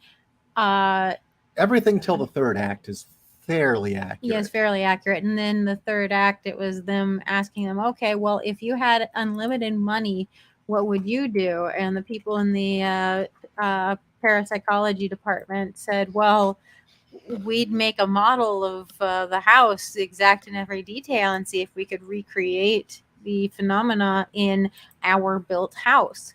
And so they're like, okay, that's the end of the film then. Yeah, the ending, like the whole movie was good, and then it was like, let's freeze the demon in this fake house. Like, what? Wait, what? That part was stupid. Really no closure. It's like that wasn't a good ending. You build up all this stuff that is actually really fucking scary, and then you freeze the demon in a fake house. Like, no. That was when my suspension of disbelief went bye-bye. Are you grabbing pictures? I'm going to try and share a picture. But yeah, the thing is I had known nothing about the entity case, and then I looked into it about a year or two ago, and it kind of creeped me out when I realized. Well, we were talking about it. I take that back. No, Creature Features was showing a movie that was a ripoff of the entity, and that got us talking about the real case, and that's why you started looking into it. Well, she had described, the parapsychologist had described seeing kind of a half-formed torso of a face, hands, and chest that looked like burning phosphenes. A full torso vaporous apparition. Right, and I told you I saw something like that. And it was like, oh, I would shit myself. I'm sorry. I'll completely admit it. At that point, I just figured I must be insane. So when it happened, I'm like, whatever. Seriously, I was in high school. Yeah, I'm crazy. Whatever. Just like, oh, that's new. Okay, anyway. But yeah, like this. When I was a kid, I'd see rooms full of this shit in this old house I lived in. That streak. Oh, that's... And they had said that the parapsychologists claimed that they'd see these orbs leaving these trails and flying around and looping and zipping around. And as a kid, I remember seeing this in this house I lived in. Nobody else saw them. And I just figured I was brain damaged or mentally ill. Of course, I am mentally ill, so who knows? No, yeah, and it's interesting that you would see orbs and shit where, you know, in my old house, I wouldn't see that. I'd see shadows that moved on their own. Oh, I saw that too. Oh. So, but you know, that's fairly common. Mm-hmm. But they're coming out of my fucking closet. Well, yes, that's your mom. Yeah. Your mom's to blame for that. Yes, I agree. Oh, did your mom play around with things that she shouldn't have and got things attached to you? Not that. Okay, our house was built in the 20s. In fact, the house was old enough that it still had a box for the Iceman to come and put ice in the ice box that was built into the house. Oh, wow. Yeah, so yeah, we had an old house, and quite frankly, it was a great house. But if the closet door could not be left open, if it was, I'd get like unreasonably scared to the point where I wouldn't even want to like put my hand into the room far enough to turn the light on, because there was something about that goddamn closet. And later my mom told me that the house itself had a persona that didn't want us to leave. In fact, it was very pissed that we were trying to move. Jeez, I thanks, Mom. remember that story because you said your room would be 15 to 20 degrees cooler, and your mom and her friend had to smudge the house. Yeah, and that, you know, it I didn't notice it in effect, but my mom said that it helped. So, you know, okay. But yeah, you know, it was summer in Los Angeles and I could see my breath in my bedroom. That's scary shit. That I don't know what I would do. So, you know, whatever was going on with that house, whether you believe it or not, that is a quantifiable phenomenon. And you know, I would hear whispers coming from the closet, whispering at me. Okay, well, I will say that one's been proven that electromagnetic fields can cause that. The whispering? Yeah, as well as the prickling on the back of your neck. I wouldn't get that, but I get the cold. Well, electromagnetism won't do that. No, but anyway, and it was one of those things where I know it was just, there was something about that house because I haven't gotten. Yeah, you'd think that if it was just in my head, I'd be scared of closets, but I've never been scared of closets since moving away from there, or being at a friend's house. I didn't give a shit if their closet door was open. It was just that closet. But my mom told me that the nexus, like the poltergeist vortex, was in my closet, and that was this epicenter of all the bad. It's like, thanks, Mom. Fuck. By the way, I forget who asked. No, I never saw auras, but I saw things. How about that? And as a kid, it scared the ever-living shit out of me. I did see things. I mean, the creepiest one was when I saw my sister walking around the house. And I was like, I woke up and I saw her and I'm like, okay, whatever. She's getting a glass of water. And I wake up the next day and I realize, wait a minute. She's over to friends. She's not in my house. She's not there. And that really creeped me out. But the most interesting one, and the one where I decided, okay, it must be me, I must be damaged, was when I saw a full apparition. And I mean, they have this kind of, I don't know, do you know what I mean by phosphine? No. Okay. When you close your eyes, do you see all those bright, sparkly things? Oh, yeah. That's a phosphine. It would be like that. They would look like vaporous forms shaped in phosphines. And I'd see this shit all the time. And I remember once I was at my grandmother's house and I woke up in the middle of the night and saw one. And I woke the person up next to me and They didn't see it, and then I walked up and tried to touch it, and they thought I was nuts. They didn't see anything. So I just figured I must be broken. And after that, I just ignored all of it and just said, I must be nuts. And if you knew anything about my childhood, you would probably understand why I just was reconciled to I must be mentally ill. Well, no, you've told me enough about your childhood. I could see where you just like, yeah, my brain is broken. I'm just seeing shit. Yeah. And I mean, I had enough people telling me that. On the other hand, I hesitate to say it, but I think residual hauntings have pretty much are almost been proven. Yeah, they have. Yeah. It's. I mean, it is a phenomenon. We don't understand it, but it does happen. And that is weird sounds and images seem to just pop up. They don't seem to be conscious, though. Yeah. So I don't know. I'm not a parapsychologist or a physicist, so I couldn't answer that. See, now I want Eloise says she knows what I mean. I want to go do a deep dive now after the show. Into to what we're talking about. I'll probably scare the shit out of myself, but I've worth got it. some books that you might find interesting to start with. Here's my rule on if you see poltergeist activity, because I think that's the one we most see. I mean, that again. Well, it's the most sensational. That and it happens. I mean, that's one of the few you can record. Oh, shit, I caused some of it. My feeling on that is unless you're actually seeing some sort of intelligent activity, I would consider it natural phenomena we don't understand. Unless you're seeing something actually intelligent happening in the movement, I would attribute it to something akin to rain or wind or fire that we just haven't figured out. I don't know if that makes you feel any better. Well, I know. No, I've actually, that's some. something I do agree with, and yeah, there's too much. There's too many incidences. There's too much proof. Like weird shit has been going on forever. So I mean, that's why I'm like, I know it's real. I know no, it's not real. It's just your imagination. Or here's scientific proof of X, Y, and Z. I'm like, well, then what's this? Just there's too much. And unfortunately, there's too many fraudsters and charlatans. That is the other problem. Like people are being freaked out, so I'm going to cheer them up. Well, like you get into the difference between in spiritualism, there's the difference between mental mediumship and physical mediumship. Mental mediumship is getting impressions, reading objects.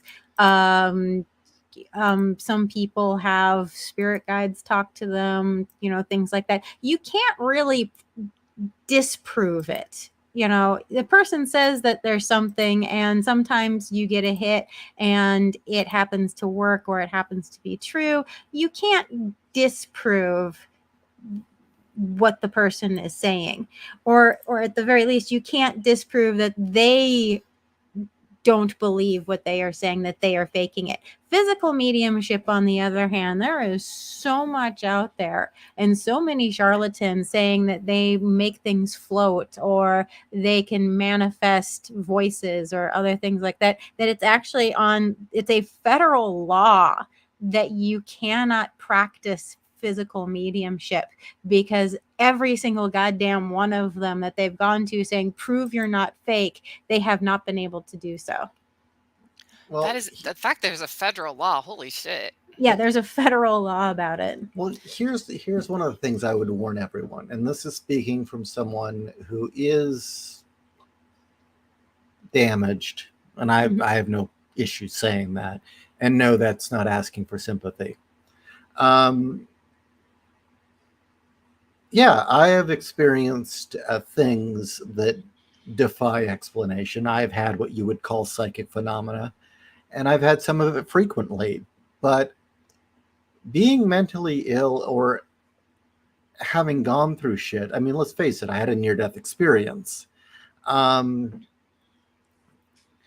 have to be 100%, you have to be thoroughly skeptical, because there is plenty of false positives. There is plenty of things though it's just your brain. Mm-hmm. It would be very easy for me to slip into thinking demons are stabbing me in the night. It would be very easy to slip into thinking, yes, those are really gray aliens telling me things. And no, they're your brothers. of course, yes, of course. Yeah, or it'd be very easy to slip into the dream where they said I was related to them is real. Mm-hmm. Okay. And you have to go off the notion of, no, that's incorrect. That's the human mind doing something else until you have proof otherwise. And yeah, I have a few instances where they're absolutely hard. The problem with psychic phenomena is you can't test it in a lab. It's not reliable. When I was shot, I had absolutely no reason to think I'd be out of the hospital in 7 days, but yet I was. I freaked out. I was convinced I was going to die. I held the blood in. I told the driver, go to this guy's house. And the moment I made that decision, I knew in 7 days I would be out of the hospital. I had no reason to believe that. Maybe it's coincidence. Maybe it's real. I've had multiple dreams, primarily in my past, where I've talked to people and gotten information that I shouldn't have known or gotten any possible way. I shouldn't have known it, but I did. But that doesn't mean every assumption or every dream should be taken seriously. It's a really unfortunate thing. I mean, it's a fascinating subject, but you have to take it from the angle of complete skepticism, or else you fall down a very dangerous hole where you start thinking your assumptions are always correct, or you start thinking, well, I dreamt this, it must be true. And that is a very bad place to go. And I know that from experience. And there was a very long period in time which I had to absolutely close myself off to all of that and just reject every bit of it just for my own sanity. You're getting tired, I know. Yeah, I'm sorry. But yeah, this is turning out to be a very interesting show. Mm-hmm. That's why I'm showing titties. Well, those are gravity defying. Well, I think I got part of my feminist rant out. I know there's more, but that would be like a 3-hour show where I would just keep going. Like, but the thing is, we need to bring you back then, because yes, that is great for. If you have a feminist rant to make, and by the way, I believe her name is Beth Lilly. Gorgeous woman. We can combine spiritualism with feminism because they do go hand in hand. Oh God, yeah, they do actually. The fraudsterism. Why? Because feminists are demons? No. I'm being mediums, facetious, guys. They're mediums. They were a lot of the figureheads at the very least. Because even though there were male spiritualists, the vast majority of them were female, and they're saying, well, the female are more in tuned, and so therefore, this is why you should listen to females, because they're talking to the dead, don't you know? Isn't there that one famous artist that is also like a consultant for Hollywood that like makes satanic drawings and shit with her own piss and blood? God, she is a horrible person. She scares me. Yeah. Okay, yeah, awful. She gives me the piss willies. I kind of wonder if that's really a man, by the way, but anyway. Yeah, she kind of...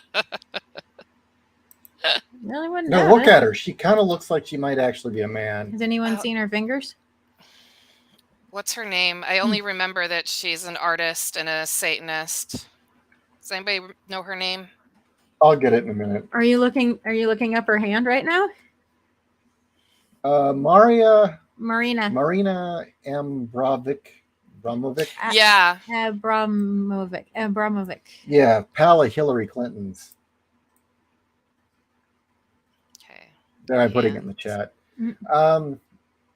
So yeah, I mean, I hate to say it. I mean, clearly the phenomena of the human mind, there is some really interesting stuff, but you got to be careful. Well, unfortunately, our Our psyches can be fragile. Well, this is why actually I like to think about it like Houdini did. Houdini was a believer 100%. But also given his profession, he knew that there were a lot of shysters out there.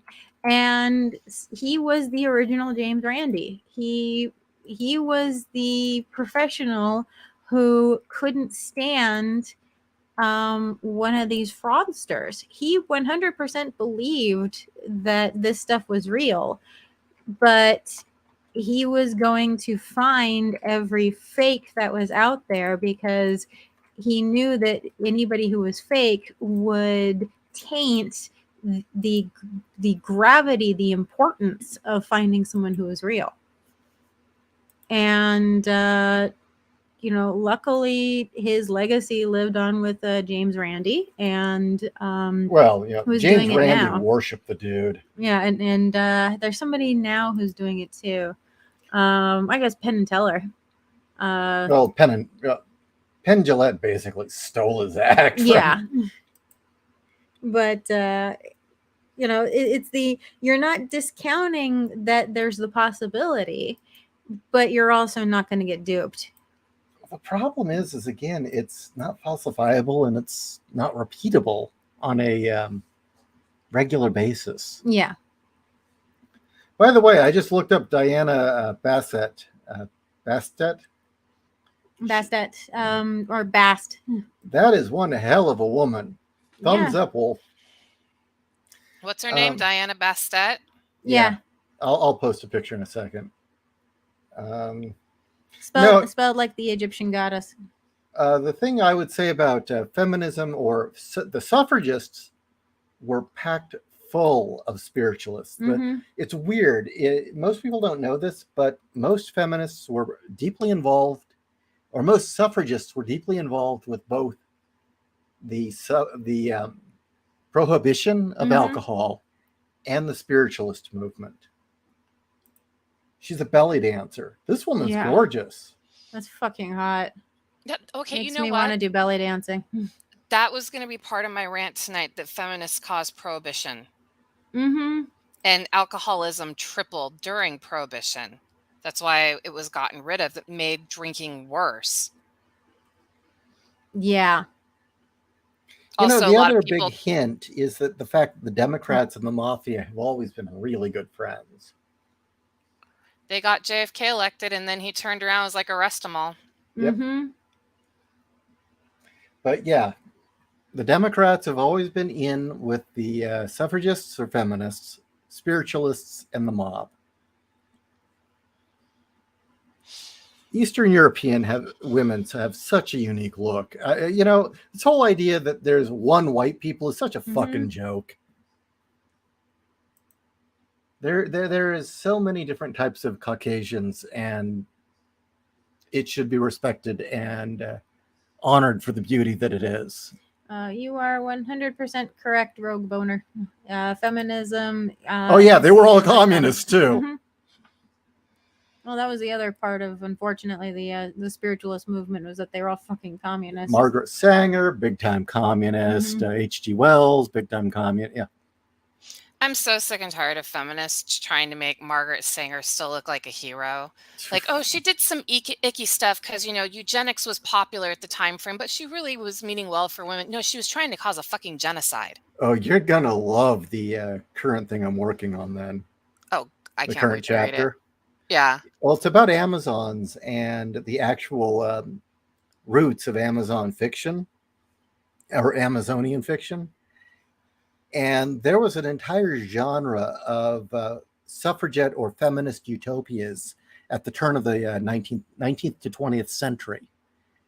Every single fucking one of them was communist, vegetarian, and eugenicist. And what do we have now? Yeah. Mm-hmm. Yeah. By the way, speaking of vegetarianism, did you hear that they are saying that we should not be eating bugs because the chitin on the bug shells we can't digest and actually will harm our bodies? Well, it's basically fingernails. Yeah. But No, they want us to keep chowing down on insects. Well, I don't really know the entire science of that. I know that Africans will chow down on grubs. Well, grubs are different. Grubs are squishy. I mean, I would actually love to try the popcorn grubs that they've got in South America.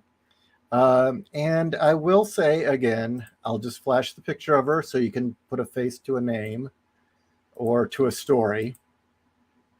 Of the many loves of my life, this young woman ate grasshoppers. And she said the heads were nice and chewy and tasted like popcorn when you roasted them. It was part of Laotian culture, just saying. So I'm guessing the heads are okay. I don't know.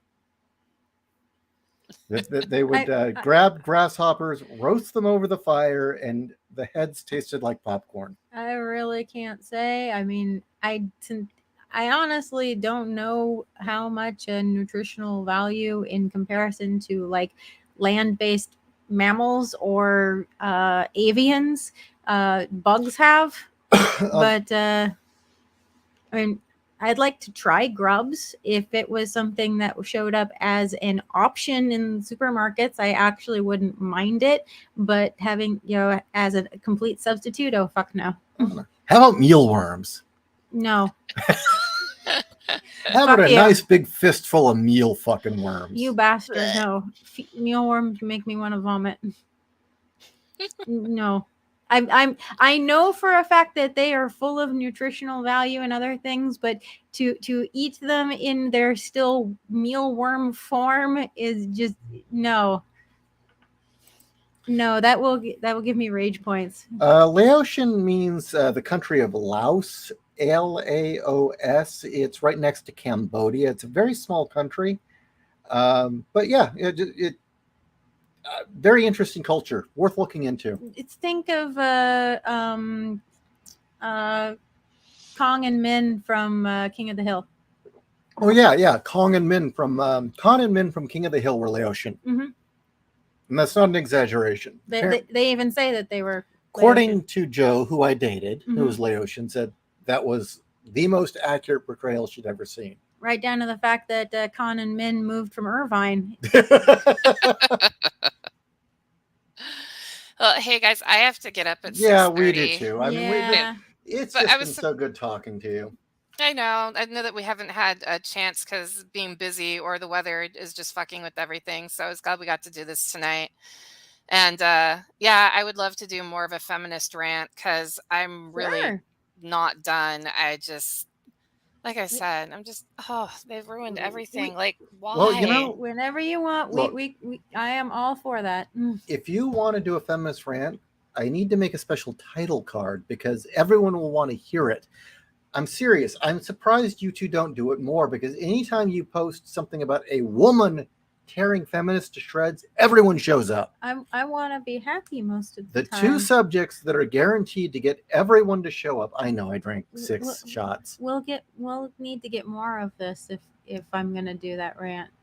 Okay, sure. Yeah, it's 6 shots. I need to get all of my inhibitions and all of my all of my sensibilities removed with liquor. But seriously, the two subjects that'll make sure everybody shows up is if you get a woman talking about how much feminist sucks ass or tits and how tits are great. Seriously. Well, because men want to know the truth. Mm-hmm. I was going to say, do you want to next week go off on how feminists ruin video games? Because as a video gamer, I really like my women pretty. And I am so tired of ugly, Last of Us 2. Oh, fuck that shit. Oh, I wouldn't play that game. Fuck that. There is such a void of good video games right now. I bought a PS1 so that I could play all my old games again. The Xbox Game Pass allows you to access 360 games and they're free. So I've been going back and finding games that I used to play. It's some of like the old Far Cry games and stuff. Nice. No, I've got my Darkstalkers 3 back, which means I can play Felicia, I can play Morgan and Lilith. You know, all those hotties. Oh, I need And to of play course some. Jeddah. My guy Jeddah. Guy? My guy Jeddah. My man. My man Jeddah. No, he's a badass. He's the vampire who cuts his own limbs off to like attack you with the blood spurt that comes from it. I was laughing at Ishi flipping off Mark Zuckerberg's That wax is head. that is a wax statue that was at Sacramento Con? No, that was Oakland. Oakland. And I was like, I got to do this. Yeah. Why anyone would want to make a wax figure of such a pissy little piece of shit, I don't know, but Well, there was Katniss Everdeen like right behind him too. There you go. Oh, it's Madame Tussauds. No wonder. Okay. I had completely forgotten it was Madame Tussauds. I love when that guy goes to conventions. He was riding the mechanical bull in that outfit, and I did get a picture of it, but the video of him riding it got deleted, unfortunately. Oh, that's kind of bummer. weird. You're like half ginger. You're not entirely ginger. No, I'm Mexican and Filipino too. Well, I mean, no, your skin's ginger, but it doesn't behave like ginger skin. Yeah, I don't burn. Yeah, you don't set fire. Well, you mostly don't set on fire when you're outside. Yes, but I recover very quickly. Actually, you do set on fire on outside. You do just recover quickly. Yeah. And you definitely have the ginger freckles. I know you hate them, but I think they're cute as hell. Okay, guys, I have, like I said, I gotta wake up at 6:30. Sorry. All right. No, I Good want to night. stay. Good night, everyone. Good night.